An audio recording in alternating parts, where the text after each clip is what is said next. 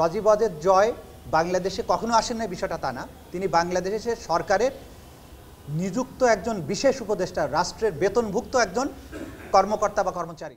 গোটা দুনিয়ার কাছ থেকে এই গণহত্যার তথ্য লুকানোর চেষ্টা করেছিল, সেটার মাস্টার মাইন্ড কিন্তু সে সজীব ওয়াজেদ জয়। আজকে সালমান এফ রহমান এবং আনিসুল হক এই দুইজন আসামির বিরুদ্ধে যে ফর্মাল চার্জ দাখিল করা হয়েছিল সেটার ব্যাপারে আজকে আসামির উপস্থিতিতে আদেশ দানের জন্য নির্ধারিত ছিল। আজকে আসামিদেরকে উপস্থিত করা হয়েছিল, আদেশ দেয়া হয়েছে যে 17ই ডিসেম্বর তাদের বিরুদ্ধে অভিযোগ গঠনের শুনানিটা শুরু হবে। এই সময়ে আসামি পক্ষ থেকে দুই আসামির পক্ষে দুটো আবেদন করা হয়েছিল। আসলে তারা একটা ডাইরেকশন চেয়েছিলেন জেইল অথরিটির কাছে যে তারা বিদেশি আইনজীবী নিয়োগ করতে চান, সেই জন্য জেইল অথরিটিকে যেন নির্দেশ দেওয়া হয় প্রয়োজনীয় ফর্মালিটিস কমপ্লিট করার জন্য। আমরা বলেছি কোর্টের কাছে যে এই অ্যাপ্লিকেশনটা মিসকনসিপ্ট, এটা আইনটা ফলো করে করা হয়নি, কারণ বিদেশি আইনজীবী নিয়োগ করার বিধান আমাদের ইন্টারন্যাশনাল ক্রাইমস ট্রাইব্যুনাল অ্যাক্টে রাখা হয়েছে, কিন্তু সেটা একটা শর্ত জুড়ে দেয়া আছে। সেটা বলা হয়েছে যে বাংলাদেশের আইনজীবীদের প্র্যাকটিস করা রিলেটেড যে আইনটা, Bangladesh bar council and legal practitioners order 1972, সেই আইনে যেসব বাধা নিষেধ আছে সেগুলো সত্ত্বেও বার কাউন্সিলের কাছে যদি ওনারা আবেদন করেন, তাহলে বার কাউন্সিল কোনো বিদেশি আইনজীবী নিয়োগের ব্যাপারে যদি অনুমতি দেয়, পূর্ব অনুমতি, আইনে বলা হয়েছে যে পূর্ব অনুমতি যদি তারা পায়, তাহলে ট্রাইব্যুনাল সেই বিদেশি আইনজীবীকে এখানকার আসামিদের পক্ষে প্রতিনিধিত্ব করার জন্য পারমিশন দিতে পারবে না, কি এটা বলা আছে। কিন্তু ওনারা করেছেন কি, ওনারা এসে কোর্টের কাছে আগে আসছেন। তা আমরা যেটা সাবমিশন রেখেছি যে আইনের যে বিধান, আইনের বিধানকে বাইরে যাওয়ার সুযোগ নেই। কোর্ট পারমিশন দিতে পারবেন বিদেশি আইনজীবীর জন্য যদি তাদের পূর্ব অনুমতি থাকে বার কাউন্সিল থেকে, প্রায়র পারমিশন শব্দটা এখানে আছে। এবং আমরা এটা সাবমিট করেছি যে আদালত এই স্ট্যাটিউট যেটা আছে, অর্থাৎ বিধিবদ্ধ যে আইন আছে, এর বাইরে কোনো আদেশ দিতে পারবেন না। আদালত অনেক সময় ন্যায় বিচারের স্বার্থে আদেশ দিতে পারেন কখন, যেটা আইনের মধ্যে আছে অথবা আইনে সুস্পষ্ট নাই, যে কোনো দিকে যাওয়ার সুযোগ আছে, তখন কিন্তু আদালত তার স্বেচ্ছাধীন ক্ষমতা প্রয়োগ করতে পারেন।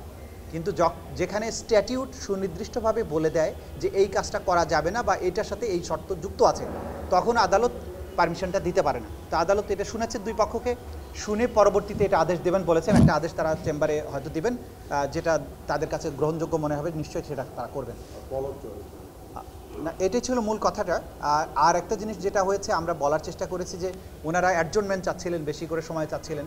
আমাদের আইনের সেকশন 13-এ খুব স্পষ্ট করে বলা আছে যে এই মামলার কোনো অ্যাডজর্নমেন্ট থাকবে না, তার মানে প্রতিদিন নিয়মিত চলবে।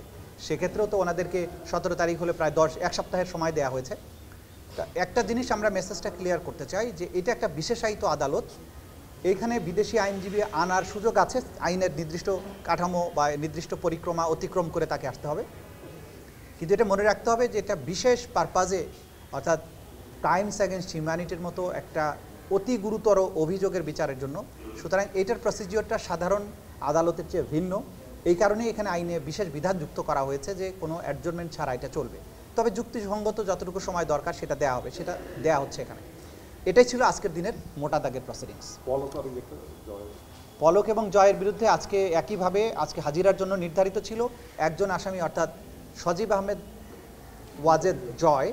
তিনি পলাতক আছেন, সেই জন্য তাকে আদালতে হাজির হওয়ার জন্য পত্রিকায় বিজ্ঞপ্তি প্রকাশের জন্য নির্দেশ দেওয়া হয়েছে। আগামী 17ই ডিসেম্বর পত্রিকা বিজ্ঞপ্তি অন্তে এটাকে আবার রিপোর্ট আকারে দাখিল করার জন্য ট্রাইব্যুনালে দাখিল করার জন্য নির্দেশ দেওয়া হয়েছে। 17 তারিখে এটার উপরেও পরবর্তী আদেশ দেওয়া হবে। একটা বিষয় আসছে যে সজীব ওয়াজেদ জয় তো বাংলাদেশের নাগরিকত্ব ত্যাগ করেছেন, তাহলে কি হবে এখন? মানে তিনি তো বাংলাদেশের নাগরিক এখন আর নাই এবং তিনি নিজেও স্বীকার করেছেন।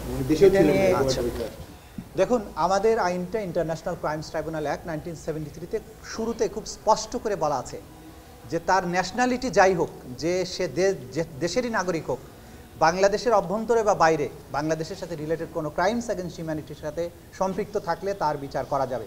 সজীব ওয়াজেদ জয় বাংলাদেশে কখনো আসেন না বিষয়টা তা না, তিনি বাংলাদেশের সরকারের নিযুক্ত একজন বিশেষ উপদেষ্টা, রাষ্ট্রের বেতনভুক্ত একজন কর্মকর্তা বা কর্মচারী, প্রজাতন্ত্রের কর্মচারী। তিনি সাজাপ্রাপ্ত আসামি শেখ হাসিনার পুত্র, তিনি আওয়ামী লীগের নেতা, বহুভাবে তিনি বাংলাদেশের সাথে সম্পৃক্ত। এবং তিনি বিশেষ করে তার আইসিটি তিনি আইসিটির অ্যাডভাইজার ছিলেন এবং আইসিটি মন্ত্রণালয় বাংলাদেশের গণহত্যাকে আড়াল করার জন্য ইন্টারনেট বন্ধ করে সারা বাংলাদেশে গণহত্যাকে যেভাবে ফ্যাসিলিটেট করেছিল, গোটা দুনিয়ার কাছ থেকে এই গণহত্যার তথ্য লুকানোর চেষ্টা করেছিল, সেটার মাস্টার মাইন্ড কিন্তু সে, সজীব অজিত জয়, এবং সেটা বাংলাদেশে থেকে এই পরিকল্পনার বাস্তবায়ন করেছেন জুনায়েদ আহমেদ পলক। সুতরাং তার বিচার আইন অনুযায়ী বাংলাদেশের আদালতে হবে, এটা আইনে খুব সুস্পষ্টভাবে বলা আছে।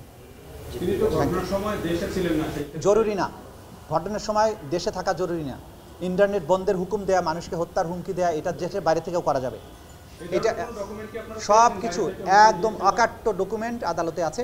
যখন সাক্ষ্যগুলো আদালতে আসতে থাকবে তখন আপনারা এক এক করে পরিষ্কার হবেন যে তাদের বিরুদ্ধে কী ধরনের সাক্ষ্য প্রমাণ আছে। সব কিছু আছে বলেই নিশ্চিত হয়েই প্রসিকিউশন তার বিরুদ্ধে ফর্মাল চার্জ দাখিল করেছে।